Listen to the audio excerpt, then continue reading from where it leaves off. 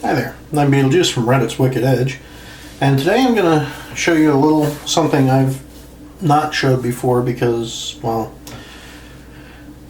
with experience you find that, you have developed certain tricks that you don't really think are tricks, it's just what you do until somebody points out, they're having this problem, and it's like, well, I don't understand, it works fine for me, and then I stop and I think about it, and then finally, oh yeah, I'm doing this, and maybe somebody else isn't. So, what you see in the bowl here, by the way, this is a $2 dollar store mug. That's one of the better shaving scuttles I've found, or not scuttles, but shaving mugs. And the bottom is Mitchell's Wool Fat Soap, one of the more notoriously difficult soaps to get to work up to a lather. Now I'm going to start with one little caveat. I have a water softener. As a result, this is going to be a little easier than it will be for some of you who have more mineral-rich water. However, I will tell you, I've tested this in some areas that have harder water. Maybe not, ultra-hard water, but definitely harder water. And this does work as well. One of the big things with Mitchell's is it doesn't like to be left alone. So if this is something that you're playing with every other week, it does tend to get a little grumpy. It's a hydration thing, so your first couple of tries may not be optimal, but it definitely is worth the time and effort, in my opinion, to learn how to do a Mitchell's lather. Now, typically, I'm using a badger hair brush. This is Just for Jack from, I can't even remember now. It's just a Best Badger brush, nothing elaborate. Normally what you would do is you'd shake off a bit of water and leave a fair amount in the brush. In this case, what you want to do, or what I do, is bring it in and actually just run a skim of water over the top, which hopefully you can see there. While I'm continuing to prep my shaving gear, I'll let that sit, and what you want, if it does it right,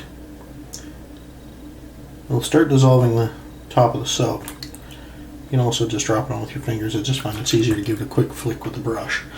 The idea here isn't to drown the thing. If you do get too much water in there, of course, just dump it out. No big deal.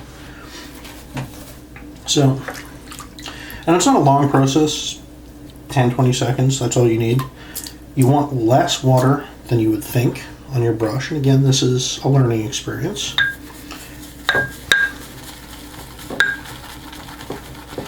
And really work straight on the puck.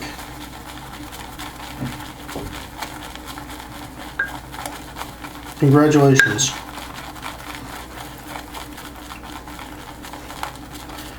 There you go.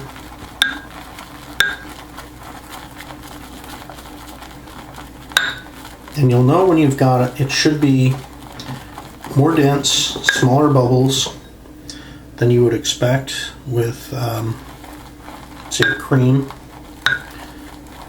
It'll almost get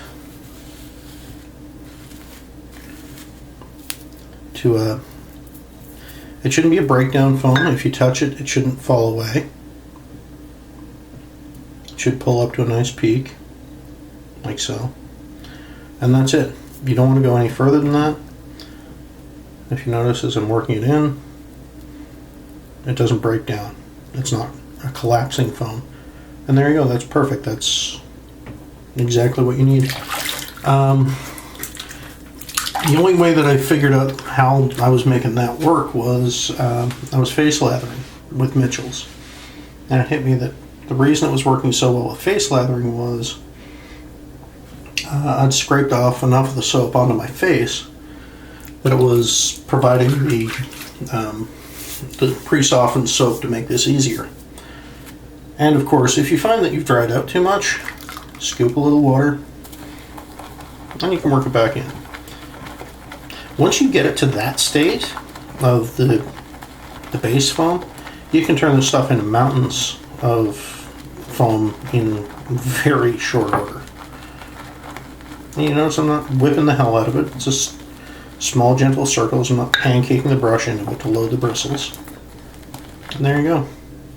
There's the viciously evil, impossible, hard to do Mitchell's.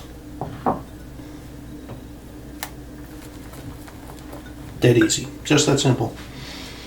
So, until next time, I'm Beetlejuice from Reddit's Wicked Edge.